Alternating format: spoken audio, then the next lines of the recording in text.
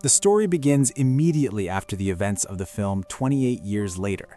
At this stage, Spike has successfully been rescued, but he unfortunately falls into the hands of a strange group whose appearance resembles a distorted version of the Power Rangers. He is given an explanation that in order to become a part of this group, he must first prove that he is worthy of joining them. Their leader, a man named Sir Jimmy, eventually allows Spike to participate, but only under one harsh condition. Spike is required to face another boy who is older and much larger than he is. During the duel, Spike is treated cruelly and constantly belittled by the other members because of his small and fragile frame. They mock him relentlessly, convinced that he has no chance of survival. However, in an unexpected turn of events, Spike manages to stab his opponent in the thigh. Unfortunately, the blade goes too deep and pierces the boy's artery. Blood gushes out uncontrollably, leaving the victim helpless. Shortly after, the boy dies from the fatal wound. Following the death, Spike immediately takes the boy's place within the group.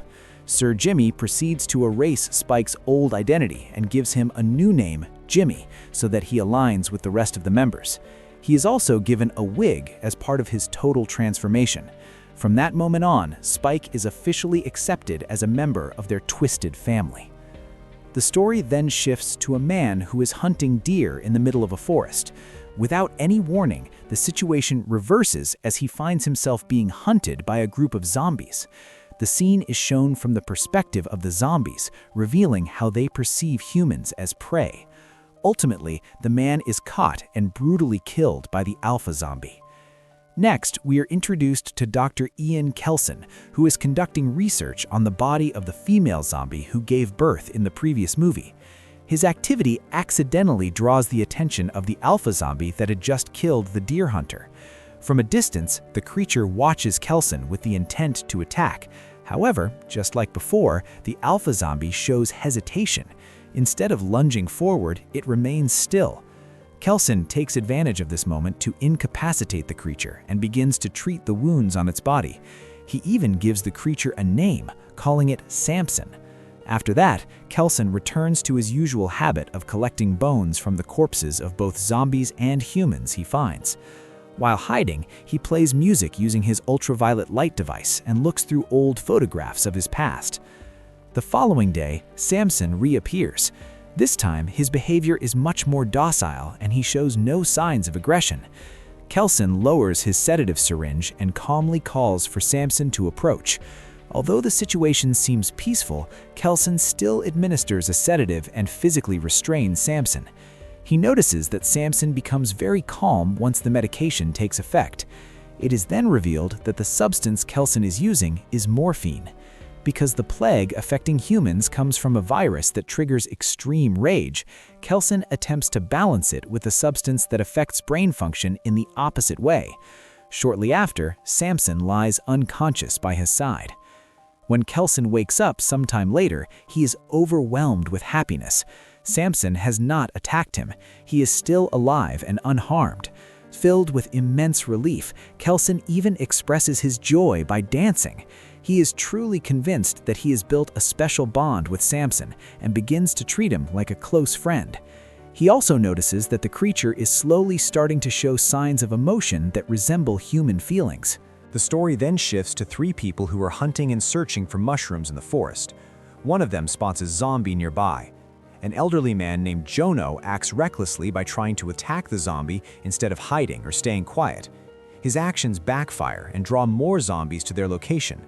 In the ensuing panic, Katie and Tom are forced to leave Jono behind to save themselves. While they manage to escape, Jono is left behind and eventually becomes infected. Katie and Tom finally return home, but they are shocked to find Sir Jimmy and his followers already inside. The group appears relaxed as they eat the family's food as if the place belongs to them. One of Sir Jimmy's members, Jemima, begins a performance that feels strange and unsettling. It is revealed that Sir Jimmy has had an obsessive fascination with the Teletubbies since he was a child. Katie cannot accept the situation and is visibly upset by their uninvited presence and the theft of their food. She firmly tells them that they are not welcome there. This statement enrages Sir Jimmy, who calls them wanderers and outsiders. In a sudden explosion of anger, he declares that everyone in the house must be eliminated. Sir Jimmy and his followers take everyone captive and drag them to the barn where livestock is usually kept, claiming that their actions are a form of charity. Ink is not allowed to participate and is instead ordered to wander into the forest alone. While walking aimlessly, Ink accidentally witnesses an unbelievable sight. He sees Kelson and Samson singing and dancing together. With a look of pure shock, he watches as Kelson invites Samson to dance, something he cannot comprehend at all. Upon returning to the barn, Sir Jimmy delivers a terrifying speech to his followers and the captive family. He openly admits to worshiping the devil and claims to be the son of Old Nick. According to his twisted beliefs, the devil appreciates acts of charity. Based on this, he orders his followers to skin the living family members as an offering. The following scenes are brutal and disturbing. Spike witnesses the cruelty and eventually reaches his breaking point, looking deeply shaken. Ink, who has just returned, steps in to calm Spike and pulls him away to prevent him from reacting impulsively. That night, Kelson and Samson sit side by side in silence while gazing at the star-filled sky. Kelson explains that the effects of the medication he has been providing will only last for about 2 more weeks. He reveals that if Samson does not show further progress by then, he intends to administer a lethal dose to send Samson to heaven. However, something extraordinary happens. Samson continues to stare at the moon, and just as Kelson prepares to inject the fluid, Samson softly speaks a single word: moon. He repeats it several times as his human consciousness slowly begins to resurface. This moment marks a major breakthrough that was previously thought to be impossible. The focus of the story shifts back to Sir Jimmy and his group as they are in the middle of torturing Tom. Sir Jimmy offers a cruel choice, telling Tom that he may pick one person to fight. If Tom wins, he will be allowed to take that person's place in the group. Tom chooses Jemima because she appears to be the weakest. Surprisingly, Jemima seems happy to be chosen. Sir Jimmy then communicates with Old Nick and officially begins the fight, as if preparing for a ritual.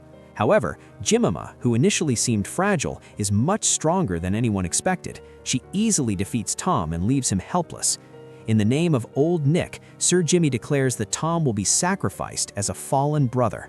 From a higher vantage point, Katie witnesses the entire horrific scene. Suddenly, she takes an unexpected action by throwing a large hook at Jemima, killing her instantly. Sir Jimmy immediately realizes what has happened and orders his followers to hunt Katie down. In the chaos, Tom manages to reach a gas cylinder and throws it at one of Sir Jimmy's men, triggering a massive explosion that sets the entire barn area on fire. Outside the location, Jimmy Ink and Spike are relaxing and eating when the explosion occurs. Sir Jimmy orders Spike to chase after Katie, but instead of obeying, Spike plans to escape with her. Unexpectedly, Katie betrays him. She kicks Spike and flees on her own, leaving him behind as the stables and surrounding area are swallowed by flames. Spike returns to the headquarters empty-handed, and Sir Jimmy is furious at his failure. To save himself, Spike lies and claims that he accidentally killed Katie during the pursuit. Sir Jimmy states that he will seek guidance from Old Nick to determine a fitting punishment for Spike.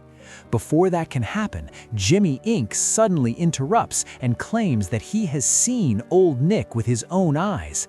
Although Sir Jimmy is initially skeptical, Jimmy Ink insists that he can prove it and show the entity to everyone. The next day arrives, and Samson wakes up and begins to eat berries scattered around the area. Meanwhile, Kelson is back to desperately reading his medical books, searching for a way to eliminate the rage and hallucinations that affect the zombies. When Kelson goes to look for Samson, he realizes that the creature has disappeared. At almost the same time, Sir Jimmy and his followers arrive at the location. Sir Jimmy is still uncertain if Kelson is truly Old Nick, but he admits that the man matches the image he has in his mind. He decides to approach Kelson alone first, ordering his followers to wait behind. The story then focuses on Samson, who seems to be regaining fragments of his past life as a human. One of the memories that surface is a journey on a train. Eventually, Sir Jimmy comes face to face with Kelson. He notices the neatly arranged bones scattered around the site. Without hesitation, Sir Jimmy asks Kelson if he is Old Nick, the entity he knows as the devil. Kelson calmly responds that he is not Old Nick and does not know anyone by that name. He clarifies that he is not a demon, but rather Kelson, a scientist. He explains that the place is his own creation and that the zombie outbreak was caused by a virus. Sir Jimmy flatly rejects this explanation. As a fanatical Satanist, he is convinced that the transformation of humans into zombies is the will of the devil. As they continue their conversation with conflicting beliefs, the story shifts back to Spike and Jimmy Inc. Spike expresses his suspicion that the man they found is likely just an ordinary human and not Old Nick. However, Inc. insists that the man is indeed the Old Nick they have been searching for. Even so, he admits that Sir Jimmy seems hesitant and confused, especially since this is the first time he has encountered someone like Kelson.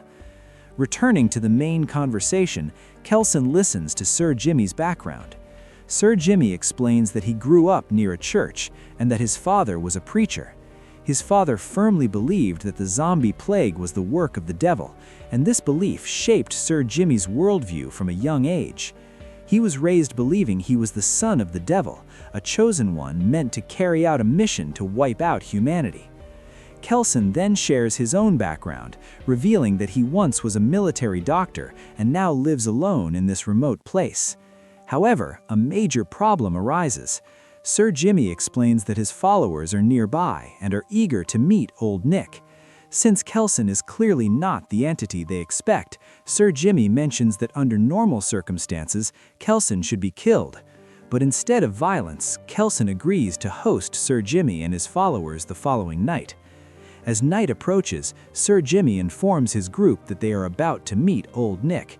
He strictly orders them not to speak a single word during the encounter. Elsewhere, Kelson remains with Samson and admits that for the first time he feels genuinely afraid to face guests like Sir Jimmy. Because of this, he prepares a new medication for Samson, hoping the formula can finally eliminate the rage and hallucinations that have controlled him. This is Kelson's final attempt to cure Samson. Based on the medical texts he studied, he believes the zombies suffer from severe hallucinations that trigger their extreme emotional outbursts. The following morning, Spike tries to secretly escape towards Kelson's residence. Unfortunately, his actions are spotted by one of Sir Jimmy's followers. Spike attempts to flee, but is shortly after attacked by a zombie. He manages to kill the creature, but shortly after he is cornered by Jimmy Snake.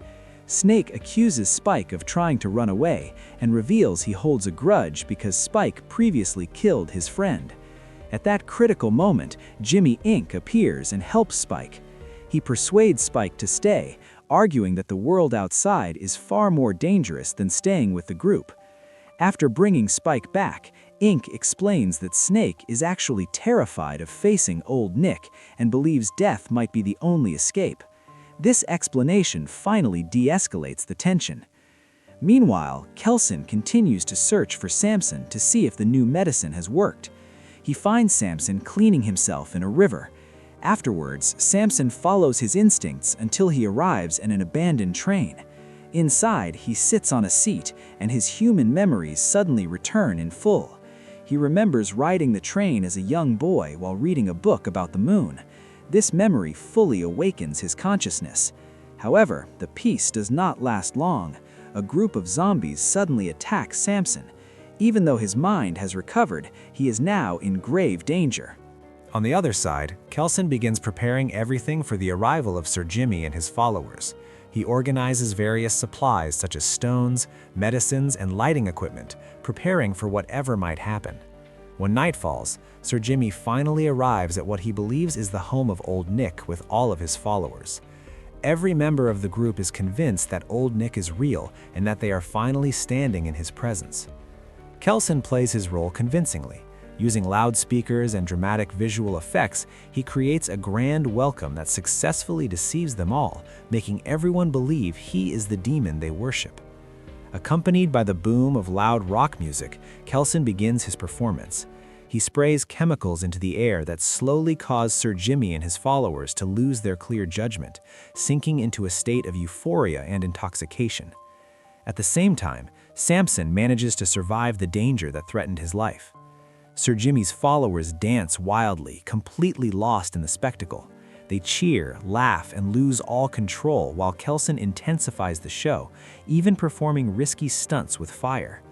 The entire atmosphere turns into a chaotic yet mesmerizing ritual. After the performance ends, Kelson calls the group forward and orders everyone to bow down.